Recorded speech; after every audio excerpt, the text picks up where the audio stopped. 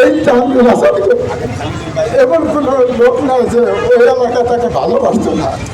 দেখা হলে পরে এই কিনে ভালো আছি, আসসালামু আলাইকুম, এই বলে সে আমাদেরকে সবসময় তাকে তিরস্কার করলে সে সবসময় হাসি মুখে। এলাকার এমন কোনো লোক নেই যে তার জন্য কান্নাকাটি না করছে।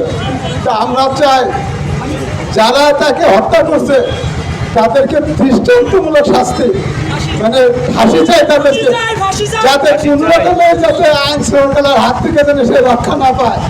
আর সবার কাছে অনুরোধ, আপনারা কেউ নিজের হাতে আইন তুলে নেবেন না।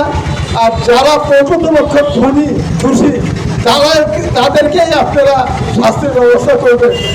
বিনা দোষে যাতে অন্য কেউ এই শাস্তি না পায় আর এটা যাতে কোনো রাজনৈতিক কারণে না করে।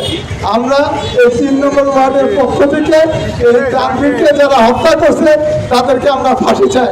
আমরা আইন শৃঙ্খলা রক্ষাকারী বাহিনীকে অনুরোধ করবো, ভাই আপনারা যাই করেন অন্ততপক্ষে প্রকৃত খুনিদের ধরে তাদেরকে শাস্তির ব্যবস্থা করেন।